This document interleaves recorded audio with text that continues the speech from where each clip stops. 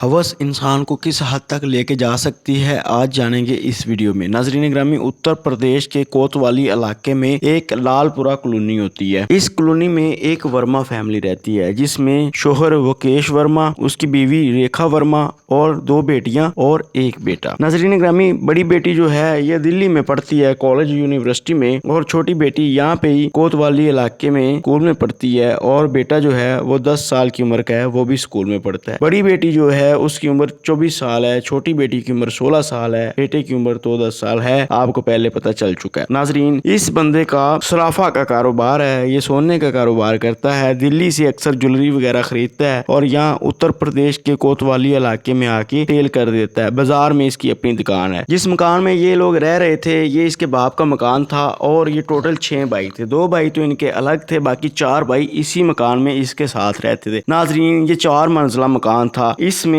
2 मंजिलें इसके पास थी, जिसमें ग्राउंड फ्लोर और फर्स्ट फ्लोर। उसके बाद बाकी जो 3 भाई थे उनके पास ऊपर वाले 2 फ्लोर थे। नीचे ग्राउंड फ्लोर के ऊपर ये सब लोग रहते थे, और फर्स्ट फ्लोर के ऊपर जो सबसे बड़ी बेटी थी उसका एक कमरा था। वो अपने कमरे में अक्सर सो जाया करती थी रात को वहां पे जाके। दिन के टाइम वो भी इनके साथ नीचे ही होती थी। अब वक्त गुजर रहा होता है, सब कुछ सही इनका चल रहा होता है। दिन आता है 11 नवंबर 2024 का। सुबह 8 बजे जब इसके दूसरे भाई ऊपर वाले फ्लोर से नीचे उतर के देखते हैं, तो वो देखते हैं फर्स्ट फ्लोर के ऊपर भी इनका जो कमरे हैं उनको ताले लगे हुए हैं। नीचे ग्राउंड फ्लोर के ऊपर भी इनके जो रूम है उनको ताले लगे हुए हैं। वो लोग सोचते हैं कि शायद रात को ये ज्यादा मोबाइल वगैरह चलाते रहे होंगे, टीवी देखते रहे होंगे, इसलिए सब लोग अभी सो रहे होंगे या नहीं उठे होंगे। एक भाई जो होता है उसको बड़ी बेटी जो होती है उसने बताया होता है कि चाचू सुबह को मैंने दिल्ली चले जाना है और पापा ने मुझे छोड़ के आना है। अब उसको इस चीज का भी पता था, इसकी बीवी जो रेखा है वो भी कभी कभी अपनी बेटी को छोड़ने दिल्ली चली जाती है। इसलिए सोचा कि आज पूरी फैमिली ही उसको छोड़ने दिल्ली चली गई होगी। ये चीज सोच के ये लोग चुप हो जाते हैं। 11 बजे इनके घर दूध वाला भी आता है, लेकिन आगे ताले लगे देखता है तो वो भी वापस चला जाता है। वक्त यूं ही गुजर रहा होता है कि रात के 8 बज जाते हैं। रात 8 बजे बड़ी बेटी जो होती है उसके मोबाइल के ऊपर, और इसकी बीवी जो रेखा होती है उसके मोबाइल के ऊपर व्हाट्सएप के ऊपर स्टेटस लगते हैं, जिसमें पहले 3 स्टेटस में इनके बीवी और बच्चों की तस्वीरें नजर आती है। आखिरी स्टेटस में लिखा होता है ये सब लोग खत्म। बेटी और बीवी दोनों के नंबर के ऊपर ये स्टेटस लगे होते हैं। 4 स्टेटस टोटल होते हैं। सबसे पहले इसका छोटा भाई ये स्टेटस देखता है, उसके बाद इस रेखा का भाई यानी जो इसका साला होता है वो ये स्टेटस देखता है। वो देखने के बाद वो अपनी बहन को फोन करता है, लेकिन आगे से उसका नंबर बंद होता है। वो अपनी भांजियों को फोन करता है, उसका भी नंबर बंद होता है। अब वो इसके भाइयों को फोन करता है, आगे से इसका जो छोटा भाई होता है वो बताता है कि मैंने भी ये स्टेटस देखे हैं, मुझे भी कुछ समझ नहीं आ रही। बाकी लोग जो इनके जानने वाले होते हैं वो भी ये स्टेटस देखते हैं, इनके रिश्तेदार भी ये स्टेटस देखते हैं, इसलिए सब लोग जल्दी जल्दी इनके घर के पास इकट्ठा होना शुरू हो जाते हैं। इसी दौरान 9 बजे पुलिस को कॉल आती है कि ऐसे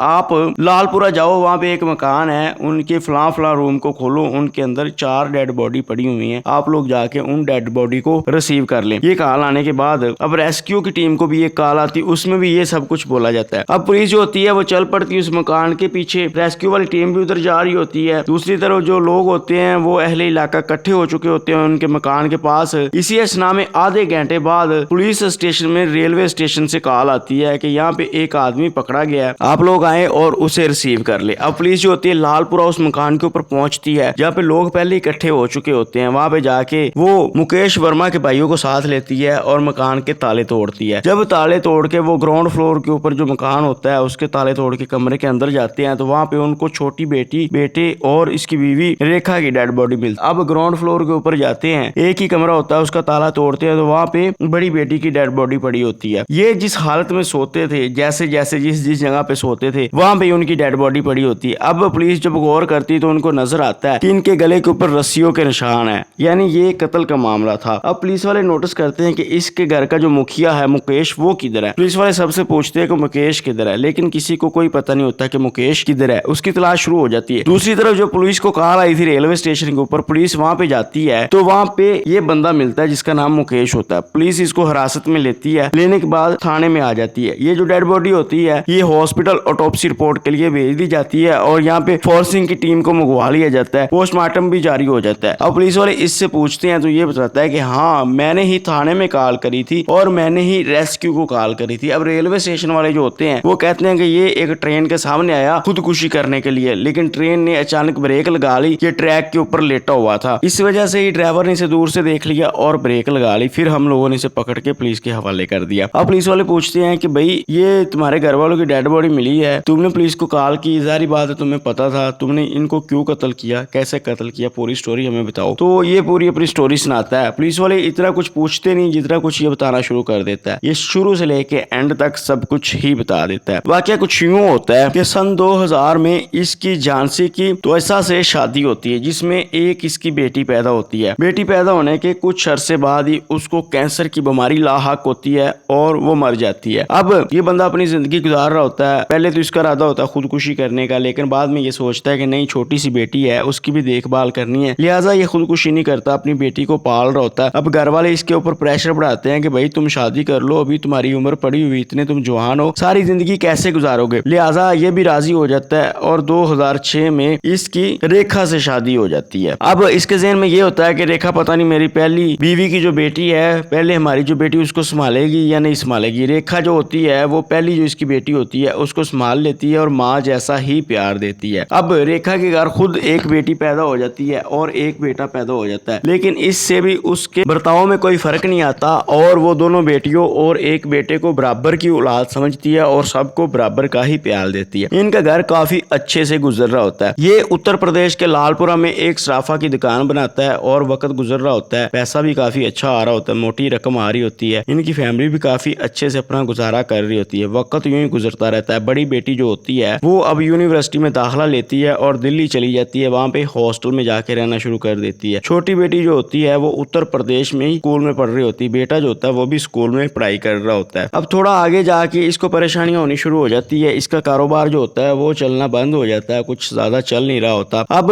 इसने अपने छोटे भाई को दुकान के ऊपर बिठाया होता है और खुद ये दिल्ली से गहने वगैरह लेके आता है और ऐसे ये लोग दुकान चला रहे होते हैं। 2021 में आके इसका जो छोटा भाई होता है वो मर जाता है। उसके मरने के बाद अब दुकान को कौन संभाले, कारोबार जो होता है वो डगमगाना शुरू हो जाता है। भाई की वजह से कारोबार चल रहा था। ये खुद तो बाहर जाता था, दिल्ली से गहने वगैरह लेके आता था और यहाँ से सेल करते थे, लेकिन अब दुकान के ऊपर कोई बैठने वाला नहीं था, इसलिए आहिस्ता आहिस्ता इनका कारोबार बंद हो जाता है और यूं ये 2022 में आके अपनी दुकान सेल कर देता है, जो कि 16 लाख रुपए में सेल होती है। इसका इरादा होता है कि दुकान सेल करने के बाद दिल्ली जाके एक प्लाट लूंगा। इसके अपने भाइयों के साथ बन भी नहीं रही होती। जिस मकान में ये लोग रह रहे होते हैं वो मकान भी जो होते हैं भाई हड़प करना चाहते हैं, इसलिए ये सोचता है कि दिल्ली में प्लाट लेके वहां पे रहायश रखूंगा अपनी। लेकिन जब रिश्तेदारों को पता चलता है कि इसने अपनी दुकान 16 लाख रुपए में सेल की है, अब वो उधार लेने आ जाते हैं और इससे ये सब कुछ देखा नहीं जाता कि इनकी मजबूरी होती है, ये लिहाजा उनको उधार दे देता है। 15 लाख रुपए ये उधार दे देता है। अब रिश्तेदार जो होते हैं वो वापस नहीं करते, भाई जो होते हैं वो इसको निकम्मा बोलना शुरू कर देते हैं और अक्सर ताना मारते हैं। कुछ रिश्तेदार भी इनकी प्रॉपर्टी हड़पना चाहते हैं, इसके बाप के हिस्से से जो जमीन इसे आती है वो भी हड़पना चाहते हैं। भाई भी इसके हक में नहीं होते, इसके खिलाफ होते हैं, लड़ाई झगड़ा पड़ता रहता है, वो भी सब कुछ हड़पना चाहते हैं। इस वजह से ये काफी डिस्टर्ब हो जाता है, परेशान हो जाता है। ये अपनी बीवी रेखा से बात करता है कि देखो मैं काफी परेशानियों में घेरा जा चुका हूँ, मेरा कारोबार भी बंद हो गया, मेरे भाई भी मुझसे लड़ाइयाँ करते, इस मकान में भी नहीं रहने देते, रिश्तेदार भी हमारे खिलाफ है, धोखा दिया, पैसे ले लिए, वापस नहीं कर रहे, अब मैं ये सब कुछ छोड़ छाड़ के जा रहा हूँ, मेरा दिल नहीं डर लगता। बीवी कहती है कि देखो जो भी करेंगे हम इकट्ठा करेंगे, तुमने अकेले कहीं पे भी नहीं जाना। फिर इसका दिन बनता है कि क्यों ना हम लोग सब लोग खुदकुशी कर ले। ये अपनी बीवी से बात करता है कि देखो यार मैं खुदकुशी करने लगा हूँ, मैं इस दुनिया में नहीं रहना चाहता, मेरी जिंदगी जो है वो तंग आ चुकी है इस दुनिया से। बीवी कहती है कि हमें यहाँ पे अकेले छोड़ के ना जाना, तुम चले गए तो हमारा क्या बनेगा, ये बच्चे भींग भागना शुरू कर देंगे, लिहाजा हमें भी अपने साथ लेके जाना। यूं बीवी की सहमति से ये सब लोग खुदकुशी के लिए तैयार हो जाते हैं। उस दिन भी कुछ यूं होता है कि बड़ी बेटी जो होती है वो दिल्ली से वापस आई होती है करवा चौथ मनाने के लिए घर, लेकिन 8 नवंबर को उसकी छुट्टियां खत्म होनी थी। बाप कोई बहाना लगाता है और 11 नवंबर तक उसे रोक लेता है। 10 नवंबर की रात को वो पिज्जा लेके आता है, बच्चों को पिज्जे में वो मिला के दे देता है मेडिसिन वगैरह। अब बच्चे जो होते हैं वो पिज्जा खाते हैं लेकिन उनको टेस्ट अच्छा नहीं लगता, क्योंकि मेडिसिन की मकदार ज्यादा मिल चुकी थी। वो थोड़ा थोड़ा खाते हैं और बस कर देते हैं कि इसका टेस्ट अच्छा नहीं है। अब जो बीवी होती है उसकी तो पहले ही सलाह अपने शोहर के साथ ही, बच्चे सो जाते हैं। सोने के बाद अब ये दोनों मिलके एक रस्सी तैयार करते हैं जिससे उन लोगों ने गला दबाना था बच्चों का। फिर बीवी कहती है कि मुझसे ये सब कुछ बर्दाश्त नहीं होगा, लिहाजा मैं भी पिज्जा खा के सोने लगी हूँ, तुम्हारा जो दिल करे तुम कर लेना। वो भी पिज्जा खाती है और सो जाती है। बाद में ये रस्सी पहले अपनी बीवी के गले में डालता है, उसे खत्म करने के बाद अपनी छोटी बेटी के गले में डालता है, उसे खत्म करता है, फिर ऊपर जाता है, बड़ी बेटी को खत्म करता है। उसको खत्म करके जब ये नीचे आता है तो बेटा उठ जाता है। लिहाजा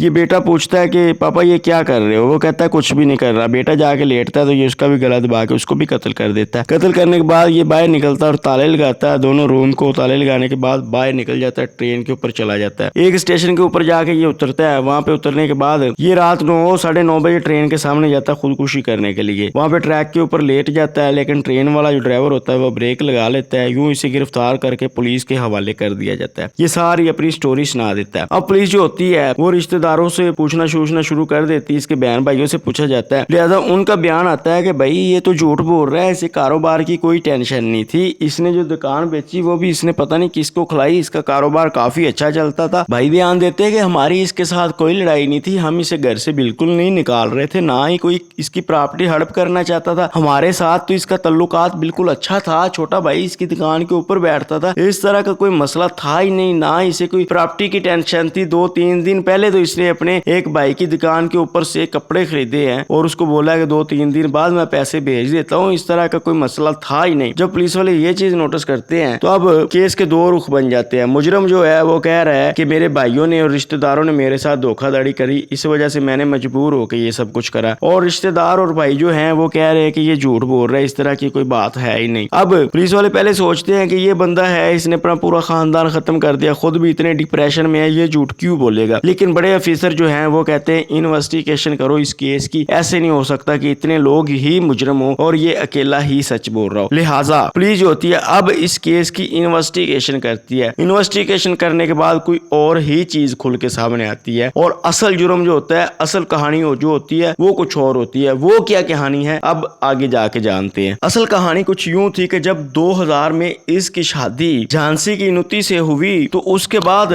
इसको कुछ अरसे बाद झांसी के एक मामा की बेटी नजर आई जिसका नाम था सुनेश सोनी। अब ये उसको पसंद आ जाती है, लिहाजा ये सोचता है कि किसी न किसी तरह मेरी इससे शादी हो जाए। लेकिन क्या था कि इसकी भी शादी हो चुकी थी, तो अब इस मुकेश की भी शादी हो चुकी थी। वक्त यूं गुजर रहा होता है कि ये जो सुनेश सोनी होती है इसके यहाँ 2 बच्चे पैदा होते हैं और दूसरी तरफ ये जो मुकेश होता है इसके यहाँ भी एक बेटी पैदा हो जाती है। लेकिन इसके दिल में वही अपनी बीवी के मामा की बेटी जेन में घूम रही थी, सोनी के किसी न किसी तरह मेरी उससे शादी हो, मेरी उससे करीबी बने। लिहाजा वो क्या करता है कि जब इसे पता चलता है कि मेरी बीवी को कैंसर की बीमारी है तो ये उसे मेडिसिन की ओवरडोज देता है और वो खाती है। खाने के बाद उससे बर्दाश्त नहीं होता और वो मर जाती है। अब जब वो मर जाती है तो ये सोनी के करीब जाने की कोशिश करता है, लेकिन इससे मौका ही नहीं मिलता उसके करीब जाने का। और यूं इसके जो घर वाले होते हैं वो इसके ऊपर प्रेशर डाल के किसी और लड़की से इसकी शादी करवा देते हैं जिसका नाम होता है रेखा। अब शादी तो चूं इसकी रेखा से हो चुकी थी, लेकिन इसके दिल में वही अपनी पहले बीवी की मामा की बेटी सोनी ही बस रही थी कि किसी न किसी तरह मेरी उससे शादी हो जाए या मेरी उसके साथ नजदीकी बढ़ जाए। लेकिन कोई मौका नहीं मिल रहा था। यूं वक्त गुजरते गुजरते साल 2019 में एक फंक्शन के ऊपर इसकी मुलाकात दोबारा अपनी पहली बीवी की मामा की बेटी सोनी से होती है। यूं इनकी करीबी बढ़ती है और ये दोनों एक दूसरे से नंबर चेंज कर लेते हैं। नंबर चेंज करने के बाद इनका एक दूसरे से राब्ता हो जाता है। राब्ता होने के बाद अब ये क्या करता है कि जब भी अपने इलाके उत्तर प्रदेश से दिल्ली आता है तो ये दिल्ली नहीं आता, बल्कि जहाँ पे वो लड़की सोनी रहती कानपुर में, ये वहाँ पे आता है और वहाँ पे आता है और उसके शोहर के साथ राब्ता करता है। आहिस्ता आहिस्ता उसे नशे के ऊपर लगाता है और उसकी बीवी को भी पता नहीं चलने देता और नशे के ऊपर लगा के उसकी बीवी के खिलाफ उसे उबारता रहता है। अब जब वो अपनी बीवी के पास जाता है तो उससे लड़ाई झगड़ा करता है और उसे मारता पीटता है। जब वो मारता पीटता है तो सोनी जो होती है वो मजबूर होकर दोबारा फिर इस मुकेश से राब्ता करती है और यूं इनकी नजदीकियां आस्ता आस्ता बढ़ती रहती है। ये नजदीकियां मजीद बढ़ जाती है और साल 2020 में वो अपने शोहर से लड़ाई करती है और उससे अलग होकर कानपुर के दूसरे इलाके में अपने माँ बाप के पास चली जाती है और अपने माँ बाप के घर नहीं जाती बल्कि उनके घर से थोड़ा सा हट के एक रेंट के ऊपर मकान लेती है, वहां पे रहना शुरू कर देती है। वहां पे अपने बच्चों को स्कूल पढ़ाना लग जाती है। अब ये क्या करता है कि ये जो अपनी लालपुर इलाके से दुकान सेल करता है, उसको सेल करने के बाद यहाँ पे कानपुर के इलाके में 15 लाख रुपए की एक दुकान लेता है सराफा की और यहाँ पे इस वाली जो अपनी महबूबा होती है उसको दुकान डाल के दे देता है। ये इसकी जो महबूबा होती है इस दुकान को यही चला रही होती है और इससे जितनी भी आमदन होती है सारी अपने पास रखती है और कुछ हिस्सा ही ये मुकेश को दे देती है अपने आशिक को। वक्त यूं ही गुजरता रहता है, इनकी नजदीकियां काफी बढ़ चुकी होती है और आहिस्ता आहिस्ता इस सोनी का जो शोहर होता है उसको भी पता चल चुका होता है कि मेरी बीवी की नजदीकियां मुकेश के साथ बढ़ गई हैं और वो उसके तल्लक में। लिहाजा वो अपनी बीवी को समझाता है कि तुम किस चक्कर में पड़ चुकी हो, वापस अपने घर हो, अपने बच्चों को लेके आओ, अपना घर बनाओ, तुम क्यों एक शादीशुदा बंदे के लफड़े में पड़ी हुई हो। लेकिन उसकी बीवी जो सोनी होती है वो इस चीज को नहीं मानती और नहीं सुनती और वक्त यूं ही गुजरता रहता है। दूसरी तरफ ये जो मुकेश होता है ये अपनी बीवी